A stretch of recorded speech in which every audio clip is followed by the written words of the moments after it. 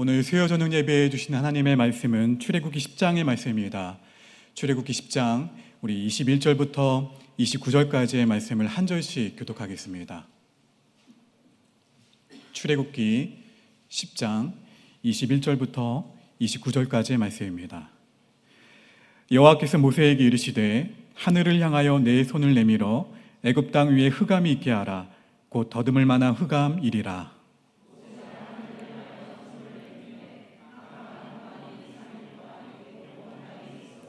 그동안은 사람들이 서로 볼 수 없으며 자기 처소에서 일어나는 자가 없으되 온 이스라엘 자손들이 거주하는 곳에는 빛이 있었더라.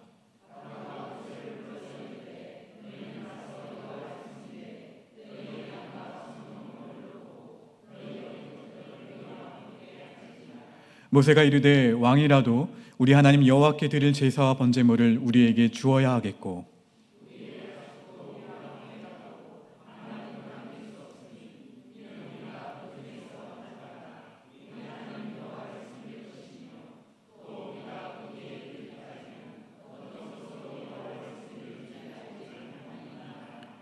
여호와께서 바로의 마음을 완악하게 하셨으므로 그들 보내기를 기뻐하지 아니하고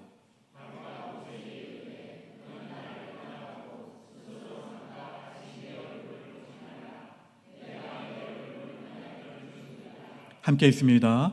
모세가 이르되 당신이 말씀하신 대로 내가 다시는 당신의 얼굴을 보지 아니하리이다. 아멘. 이 시간 사랑하는 8구역 가족들 나오셔서 하나님께 찬양으로 영광 돌리겠습니다.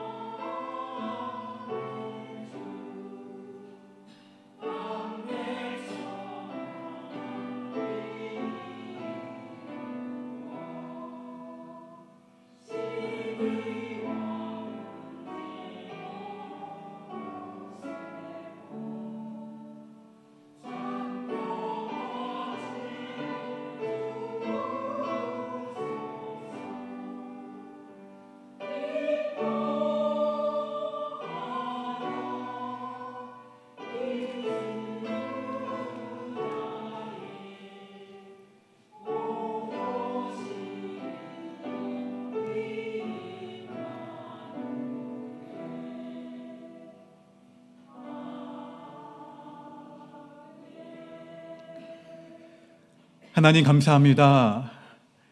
나를 구원하신 은혜가 가장 큰데 나와 함께 하신다는 임마누엘의 은혜가 있으니 정말로 감사합니다. 저물어가는 2025년 사랑하는 896 가족들이 드린 이 고백이 주님 다시 오실 그 주님을 기다리는 우리의 신앙의 고백이 되게 하시고 하나님과 동행하는, 하나님과 함께하는 그러한 올해의 마지막 달과 맞이하는 내년이 되도록 인도하여 주시옵소서. 특별히 896 가족들의 영육간의 강건함을 위해 기도합니다. 가족들 지켜주시고 돌봐주셔서 정말로 감사합니다. 주님, 이들을 통해서 수많은 사람들이 주님께 돌아오게 하시고 세상의 선물이 되는 896이 되도록 역사하여 주시옵소서. 이 모든 말씀 예수님의 이름으로 기도합니다. 아멘. 우리 하나님께 영광의 박수 올려드립니다. 우리 앞뒤 자분들 이렇게 함께 고백하기 원합니다. 예수님 때문에 행복합니다. 예수님 때문에 행복합니다. 한 번 더 고백하실까요? 예수님 한 분이면 충분합니다. 예수님 한 분이면 충분합니다. 자, 드디어 아홉 번째 흑암 재앙이 예고 있이 임한 것이 아니라 예고 없이 임했습니다. 하나님의 말씀에 순종해서 모세가 손을 들자 애굽 온 땅이 3일 동안 흑암에 묻혔어요. 아무것도 할 수 없는 암흑의 세상이 되어버린 것이죠. 흑암의 재앙을 통해서 하나님이 무엇을 하시고자 하셨던 것일까요? 어떤 것을 계시하려고 하신 것일까요? 흑암 재앙은 여러분이 단순하게 생각하고 있는 그냥 밤이 계속되는 정도가 아니에요. 단순한 오늘도 내일도 3일 동안 밤이 계속되었나? 어둡기만 했나? 이 정도가 아니라는 거예요. 사실 어떻습니까? 아마 지금 제가 그렇게 하지는 않겠지만 이 자리에서 제가 오늘 본당불을 끄면 어떻게 될 것 같습니까? 이것도 끄고요. 초도 끄고. 깜깜하겠죠. 조금 있다 보면 눈이 어떻게 돼요? 이 어두움에 적응을 해요. 그렇죠? 불편하기는 하지만 익숙해지면 그럭저럭 지낼만 합니다. 우리들은 밤에도 환한 이 전깃불 밑에서 생활하다 보니까 사실 이 빛의 소중함을 모를 때가 참 많아요. 하지만 100년 전만 하더라도 사람들은 이 전깃불 없이 살았어요. 상상해 보십시오.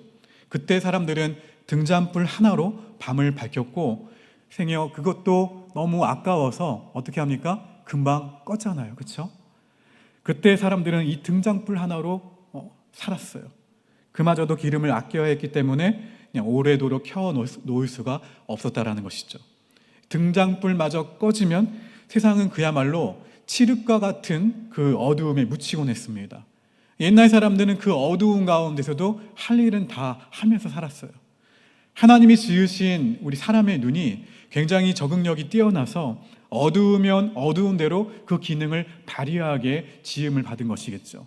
그러면 출애굽기 10장의 21절과 22절 말씀을 좀 볼까요? 우리 읽어봅니다. 시작. 여호와께서 모세에게 이르시되 하늘을 향하여 내 손을 내밀어 애굽 땅 위에 흑암이 있게 하라. 곧 더듬을 만한 흑암이리라. 모세가 하늘을 향하여 손을 내밀매 캄캄한 흑암이 3일 동안 애굽 온 땅에 있어서. 그렇다면 애굽에 내린 흑암, 이 흑암은 어느 정도일까요? 성경은 그 흑암을 뭐라고 표현하고 있습니까? 더듬을 만한 흑암이라고 표현하고 있어요. 눈이 있어도 소용이 없었다라는 의미입니다. 손으로 어떻게 해야 되는 거예요? 더듬어야 할 만큼 아무것도 보이지 않는 칠흑과 같은 어둠이었어요. 자그마치 며칠 동안 계속되었습니까? 3일 동안. 이 어둠이 계속되었으니까 애굽 사람들이 느낀 공포가 얼마나 컸을까요? 낮이 되어도 태양빛이 아무런 역할도 하지 못하도록 만들어버리는 이 어둠이 상식적으로 가능한 일인가요? 빛이 비치면 어둠이 어떻게 됩니까? 물러가죠. 이것이 상식일 텐데 그러한 이 흑암의 재앙, 오늘 마주하게 되는 이 흑암의 재앙은 과학적으로도 그리고 상식적으로도 설명할 수 없는 어둠이었다라는 거예요. 태양빛이 힘을 발휘하지 못해요. 이 어두움의 재앙 앞에서 어느 누가 무엇을 할 수 있었을까요? 세상 권력을 다 거머쥔 애국 왕이라 할지라도 속절없이 당할 수밖에 없었을 거예요. 이 흑암 재앙에는 여러분 종말론적 시각에서 해석할 수 있는 계시가 담겨 있어요. 이 재앙은 몇 번째 재앙입니까? 9번째죠. 여러분 이미 알고 계시잖아요. 다음 재앙이 남아있잖아요. 10번째 재앙. 이 10번째 재앙을 앞둔 시점에서 내려졌어요. 바로 이 점에서 주목하셔야 됩니다. 처음 난 것, 곧 장자에게 임할 죽음의 그늘을 암시하는 흑암이 온 애굽에 덮친 거예요. 3일 동안 아무것도 볼 수 없었고 아무것도 할 수가 없었습니다. 흑암 재앙 앞에서는 애굽의 화려한 선진 문물이나 막강한 군사력이 아무 소용력이 없었다라는 거예요. 모든 것이 이 암흑 재앙 앞에 묻혀버리니까 무엇을 보며 무엇을 자랑할 수 있었을까요? 여러분, 저와 여러분도 머지않아 영원한 흑암을 맞이하게 될 것입니다. 주님이 다시 오시는 바로 그날이죠. 그날의 세상은 영원한 어둠에 갇히게 될 거예요. 그 날에는 세상의 어떠한 빛도 제 역할을 할 수가 없어요. 자연의 빛이든 인공의 빛이든 상관없이 무용지물이 된다라는 거예요. 그렇지만 여러분, 마지막 때 그날 우리는 그날을 겁낼 필요가 없죠. 그날은 마귀에게 속한 사람들에게나 두려움의 날일 뿐이에요. 예수 그리스도 안에 있는 사람들에게는 그날이 소망의 날이요 기다림의 날인 줄 믿습니다. 종말에는 두 가지가 있다라고 말씀을 드렸어요. 하나는 집단적인 종말이고 또 다른 하나는 개인적인 종말이에요. 집단적인 종말은 제가 앞서 말했듯이 주님이 다시 오시는 날이에요. 다시 오시는 날. 주님이 재림하시는 날이 언제일지 아무도 모르지만 우리는 그날을 반드시 맞이하게 될 것입니다. 이 주님의 재림이 곧 지구의 멸망이라고 하면서 세상 가운데 두려움을 심어주는 사람들도 있어요. 그러나 집단적인 종말이 온다고 해서 지나치게 두려워할 필요는 없어요. 우리는 집단적인 종말을 준비하되 두려워하지는 말아야 됩니다. 그날은 누가 오시는 날입니까? 예수님이 다시 오시는 날이니까 예수님을 믿는 성도들에게는 예수님을 다시 뵙는 소망의 날이 될 줄로 믿습니다. 우리는 오히려 그날을 소망 가운데 기다려야 된다는 거예요. 또 개인적인 그 종말은 이 죽음이라는 과정을 통해 개인이 맞이하는 것을 가리킵니다. 예수 그리스도를 믿는 신앙인으로서 관심을 가져야 될 부분은 바로 개인적인 종말이에요. 우리는 흑암 재앙을 통해서 개인적으로 경험하게 될 이 종말의 계시를 생각해 볼 수가 있어요. 출애굽기 10장 23절 말씀 천천히 읽어볼까요? 시작.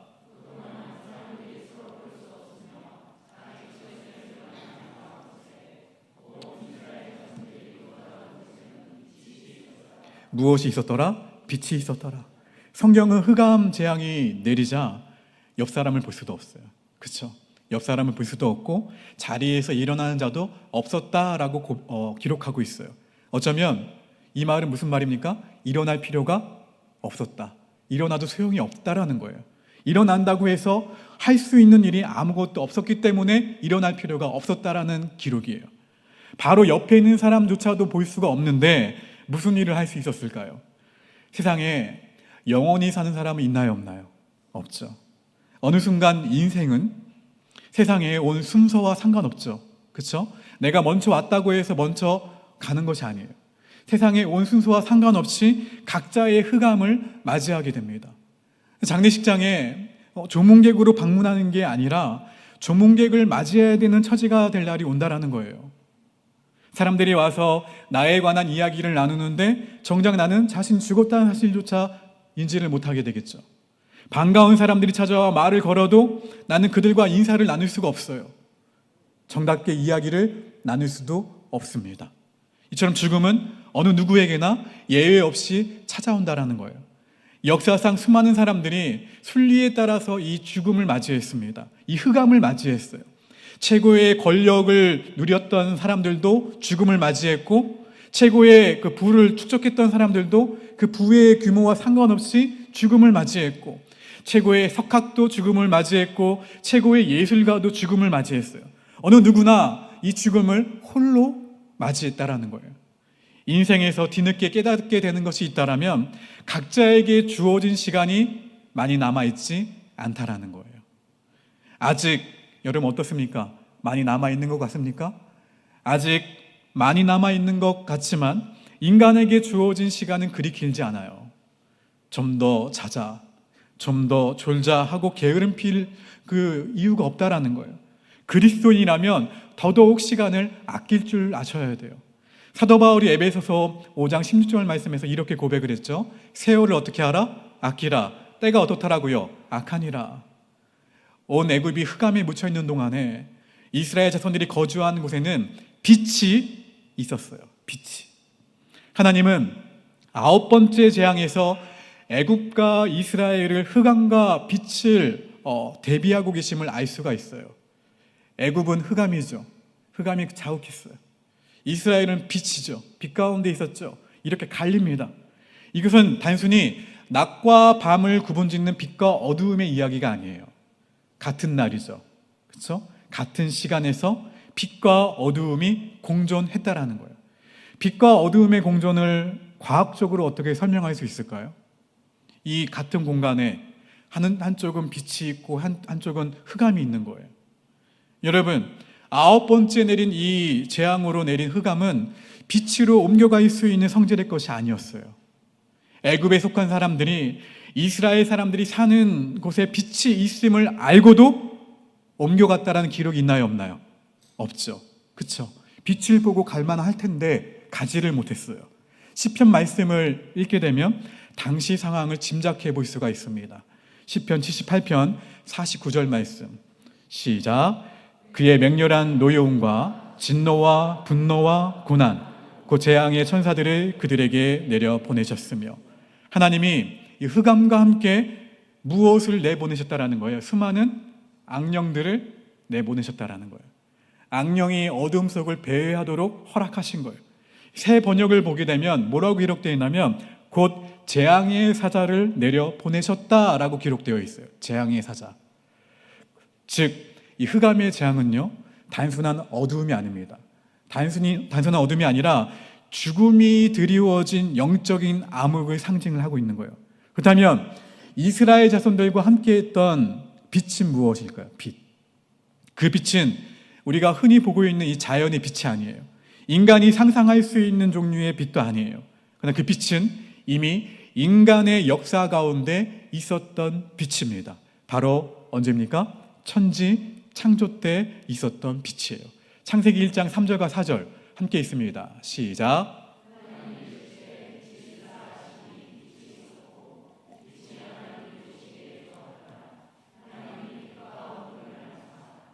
하나님이 인간을 창조하셨을 때, 세상을 창조하셨을 때 이미 빛이 있었어요. 하나님이 빛이 있으라 말씀하셔서 생긴 빛이죠. 이것은 태양빛과는 다른 빛이에요. 해와 달과 별의 창조가 몇 번째 날에 있었습니까? 4번째 날에 있었죠. 4번째 날에 있었기 때문에 그래요.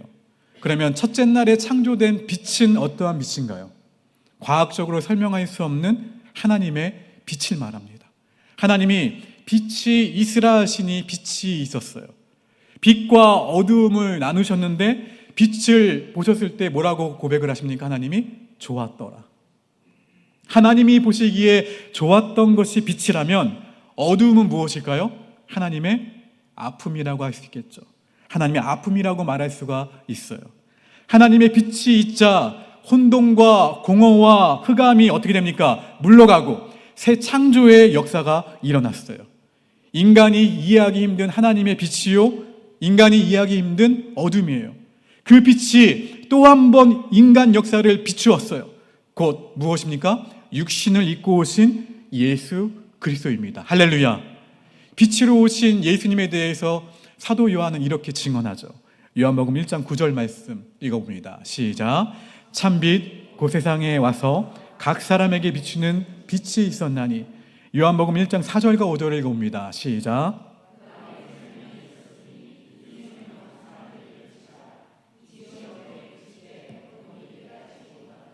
죄와 사망이 드리워진 이 어두움의 세상 가운데에서 참빛 예수 그리스도가 오신 거예요. 이 빛과 어두움의 기준은 누굽니까? 예수 그리스도예요. 예수 그리스도. 생명의 빛 대신 예수 그리스도 안에는 생명, 곧 구원이 있으니까 하나님이 보시기에 좋았더라라는 의미가 담겨 있어요.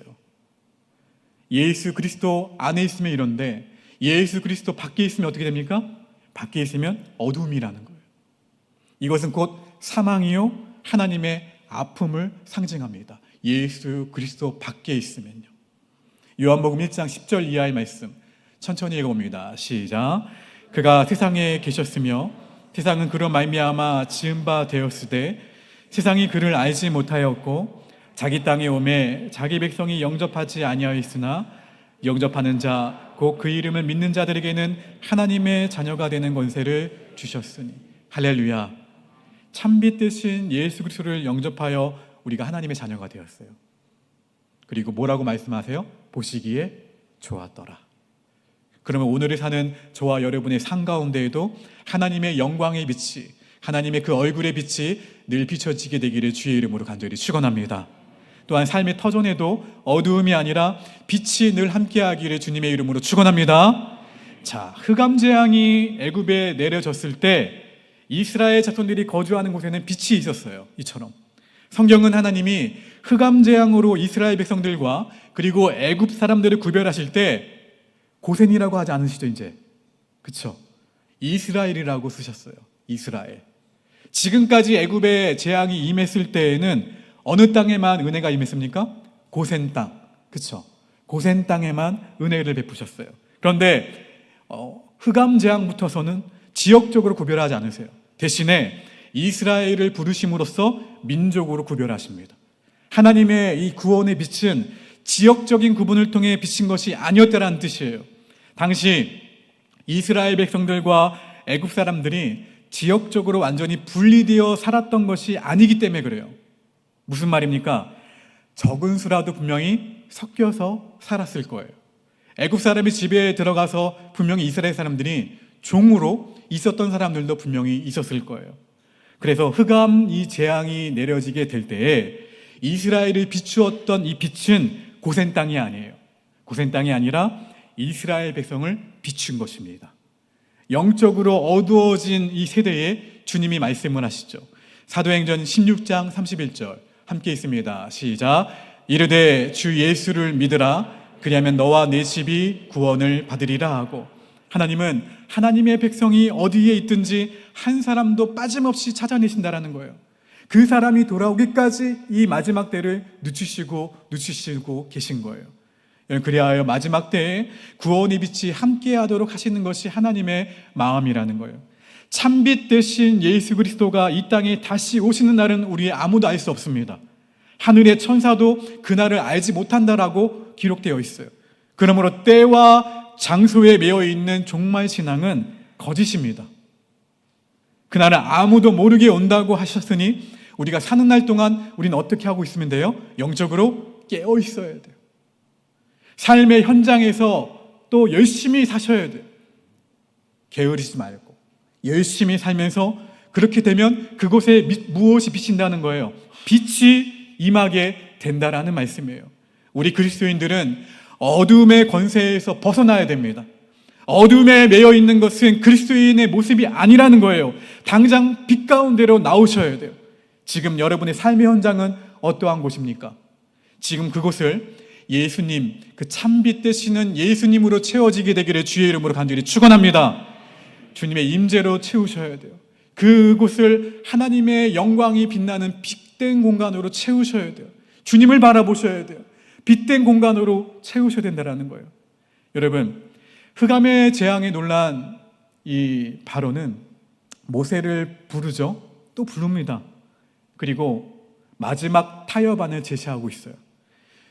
마귀는요, 영적인 전쟁에서 본인의 전세가 불리하기 시작되면 늘 타협안을 들고 나옵니다. 한 번, 두 번 타협에 거듭 실패했다고 하더라도 그냥 물러서는 법이 없어요. 마귀는 주님이 재림하시는 그날까지 마귀는 쉬지 않고 우리를 유혹하고 여차하면 어떻게 해요? 타협하려고 해요. 예수님이 다 이루었다 하셨음에도 불구하고 속이는 자 마귀는 절대로 포기하지 않아요. 그리고 마귀는 우는 사자와 같이 삼킬 자를 찾아요. 믿는 자들에게 무엇은 마음을 심겨주냐면 두려움을 심겨줘요. 또 불리해지면 타협하자고 졸라댑니다.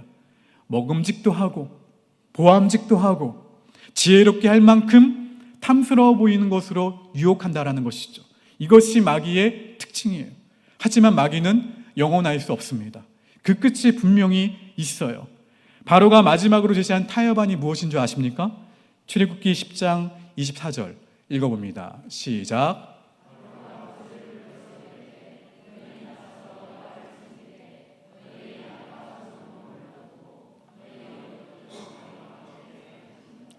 지난주와 좀 다르죠? 그쵸? 지난주에는 누구를 데려가지 말라고 했어요? 어린아이. 그쵸? 볼모로 잡았잖아요? 그 타협안이었는데 타협안이 좀 바뀌었네요. 그쵸? 뭐가 바뀌었습니까? 다 데려가라고 합니다. 그쵸? 근데 양과 소는 두고 가라고 해요. 여러분, 어린아이들과 여자들도 모두 데리고 가서 함께 여호와를 섬기고 여호와께 예배하라고 해요. 근데 이번에도 단서를 붙이죠. 양과 소는 놔두고 너희 몸만 나가라. 이것이 바로가 내민 네 번째이자 마지막 타협안이에요. 바로가 제시한 이 내용은요, 단순히 재산의 이야기만이 아닙니다. 이 안에는 마귀의 강교한 계략이 숨겨져 있어요. 이 강교한 계략에 대한 모세의 답변을 통해서 바로의 타협안을 거절해야 되는 이유를 우리는 깨닫게 됩니다. 출애굽기 10장 26절 말씀 읽어봅니다. 시작. 우리의 가축도 우리와 함께 가고 한 마리도 남길 수 없으니 이는 우리가 그 중에서 가져다가 우리 하나님 여호와를 섬길 것이며 또 우리가 거기에 이르기까지는 어떠한 것으로 여호와를 섬기는지 알지 못함이니이다. 아멘. 양과 소를 반드시 데려가야 되는 이유는 뭡니까? 누구에게? 하나님께 번제물로 드려야 하기 때문에 가져가는 거예요. 가져가야 되는 거예요. 게다가 뭐라고 모세가 답변을 하고 있어요? 한 마리도 한 마리도 남길 수 없다라고 얘기합니다. 한 마리도 이처럼 포기할 수 없는 이유는 하나님이 우리가 가져가신 이 재물 가운데 어떠한 재물을 받으실지 모르니까 다 가져가야 된다는 거예요. 그렇죠? 어떠한 재물이라 말씀하지 않으셨으니까. 예측할 수 없으니까 내가 가지고 있는 모든 것을 다 가져가야 된다는 거예요. 여러분, 그러면 바로의 타협 안에 숨은 마귀의 계략은 무엇인 줄 아십니까? 바로 따라합시다. 헌신의 타협이다. 헌신의 타협을 말하고 있어요. 마귀는요, 양과 소를 하나님께 온전히 제물로 드리지 못하도록 어떻게 하고 있어요? 방해하고 있어요. 하나님을 섬길 이 제물을 주지 않음으로써 축복을 빼앗겠다라는 의도예요. 하늘을 너희가 소망을 하되 하늘에 쌓아둔 것이 없는 빈 껍데기 신앙으로 만들려는 계략이죠. 오늘날에도 마귀의 계략은 계속됩니다. 마귀는 성도들에게 교회에 가서 예배 드리라고 해요. 이미 택함받은 너희 성도니까 하나님을 믿으라고 합니다. 교회에 가서 구원받고 은혜도 받고 봉사도 어떻게 해요? 하라고 해요. 그러나 무엇은 두고 가라고 해요? 물질은 두고 가라고 해요. 물질의 헌신만큼은 하지 말라는 뜻이죠. 그렇죠? 마지막 때에 마귀는 성도들로 하여금 재물 욕심 앞에 무너지도록 유혹합니다. 헌신 없는 그리스도인으로 전락시키려는 거예요. 물질 시험은 마귀가 주는 마지막 시험이에요. 다른 헌신은 너희가 다 하되 물질 헌신은 하지 않아도 된다라고 유혹을 하고 있는 거예요. 헌신이 아니게 만드는 것이죠. 물질 헌신을 하지 않아도 되는 것으로 믿게 만들어서 축복을 빼앗아 버리고 천국의 상급마저 빼앗아 버리겠다라는 의도예요. 많은 그리스도인들이 물질 때문에 복음의 감격을 잃어버리죠. 놓아버려요. 돈 문제로 인해 신앙의 성장이 멈추는 일이 비일비재합니다. 근데 마태복음 6장에는 뭐라고 기록되어 있습니까? 내 보물 있는 그곳에는 무엇도 있다라고요? 내 마음도 있느니라. 마귀는 우리를 그냥 물질도 드리지 못하는 신앙인으로 만들어버리려고 하는 거예요. 제가 계속 물질만 얘기하지만 물질이 아니에요. 여러분이 하나님보다 더 사랑하는 것이 있다면 그것이 마귀가 유혹하고 있는 우상이에요. 믿음 생활을 같이 하는 성도들 간에 여러분 여러 가지 이유들로 인해 상처를 받았다고 말하게 만들어버리고 또 교회가 너무 헌금을 강조한다라는 느낌을 받게 만든다는 것이죠. 주님을 믿는다고 하면서도 삶의 우선순위는 매번 물질 앞에 믿음을 어떻게 합니까? 양보하게 만들어버린다는 거예요. 믿음이 바로 서지 못하고 물질 헌신 앞에 무기력하게 무너지고 말아봅니다. 그러므로 아무리 믿음이 좋은 사람이라 할지라도 이 물질 문제에 부딪혔을 때 어떻게 하는지를 보게 되면 그 믿음이 참된지를 알 수가 있어요. 왜요? 내 보물이 있는 곳에 너의 마음이 있느니라. 여러분, 마태복음 6장 24절에도 이렇게 기록되어 있죠. 한 사람이 두 주인을 어떻게 한다고요?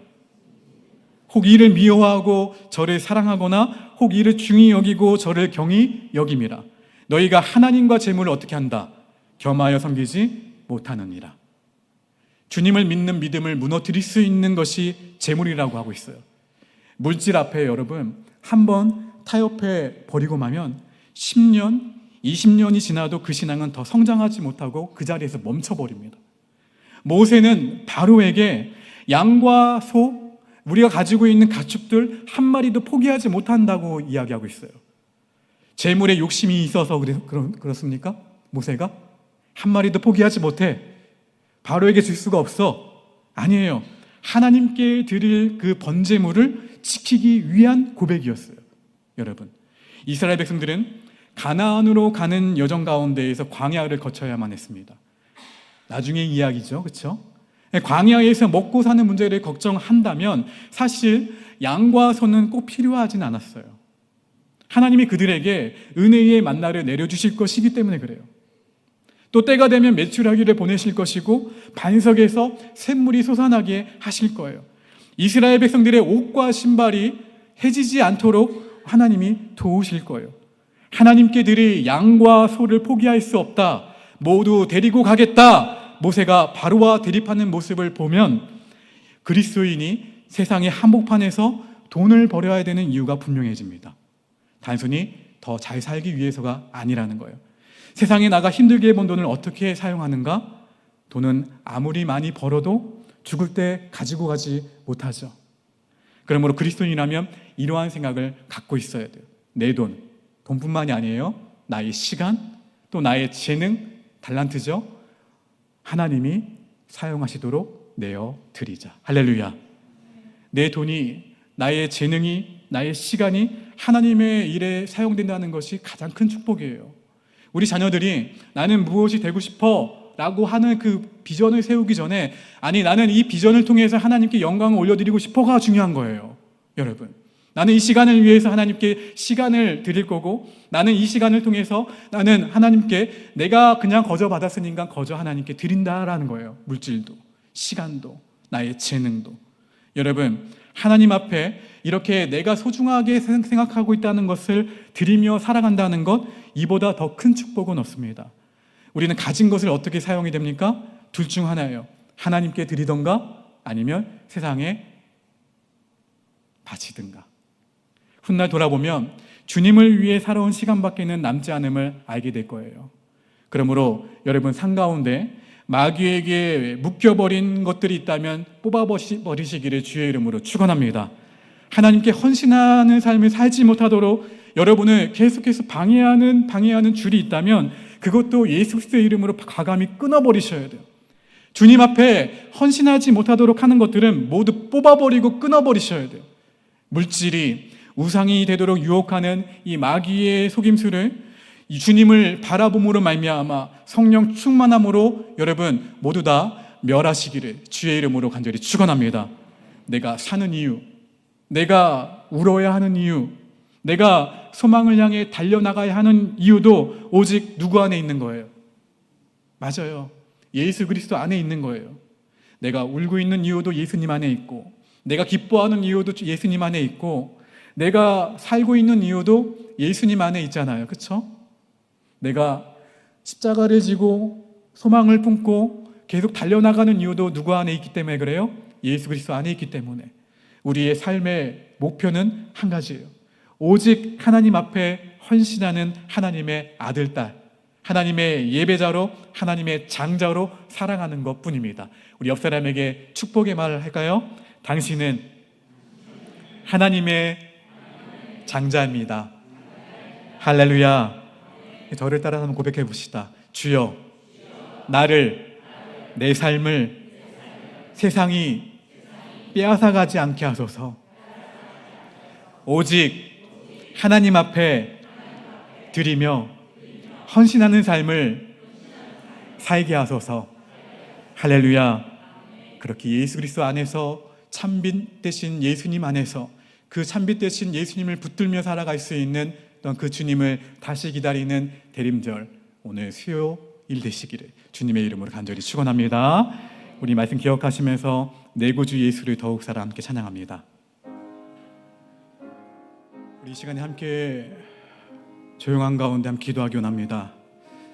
흑암 속에서도 빛 대신 주님을 붙들게 하시고 타협의 유혹을 끊어내게 하시고 우리의 삶, 우리의 시간, 우리의 물질까지 주님께 드리는 예배자로 그렇게 살게 해달라고 이 시간 함께 조용한 가운데 마음을 주 앞에 올려드리며 기도합시다. 기도하겠습니다.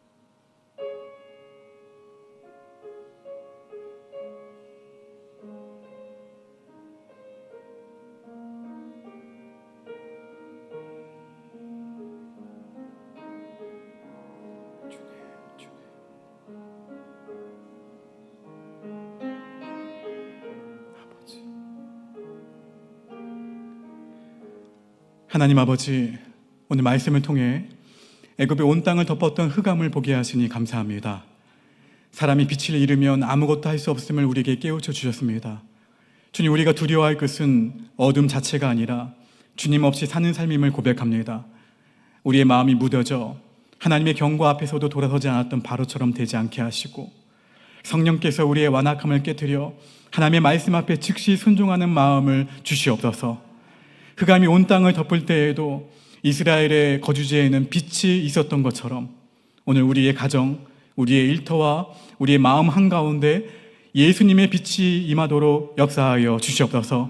참빛 되신 예수 그리스도를 이 시간 바라보게 하시고 어둠의 권세에 벗어나 빛 가운데 거하는 우리 믿음의 권속들 되도록 역사하여 주시옵소서. 하나님, 마귀는 끝까지 타협을 제안합니다. 예배는 드리게 하되 삶은 남겨두게 하고 고백은 하게 하되 헌신은 비워두게 합니다. 주님, 그러한 속임수에 넘어가지 않게 하시고 모세처럼 한 마리도 남길 수 없습니다 고백하는 믿음을 주시옵소서. 주님, 우리의 시간과 재물과 달란트가 세상의 손에 붙들려 있지 않게 하시고 오직 하나님께 드려지는 예배의 열매가 되도록 인도하여 주시옵소서. 우리의 보물이 있는 곳에 마음이 간다고 하셨사오니 우리의 마음이 늘 주님께 머물게 하시고 오직 하나님 나라를 위해 기쁘게 드리는 자로 세워 주시옵소서. 드리되 드린 것 이상으로 채워주신 하나님의 역사하심을 체험케 하시고 흑암 같은 시대를 살지만 예수 그리스도 안에 있는 우리는 빛 가운데 걷는 사람인 줄 믿습니다. 오늘도 우리를 붙드시고 끝까지 지키시는 하나님을 신뢰하게 하여 주시옵소서. 우리 이들을 예배자로 하나님의 장자로 흔들림 없이 살도록 역사하여 주시옵소서.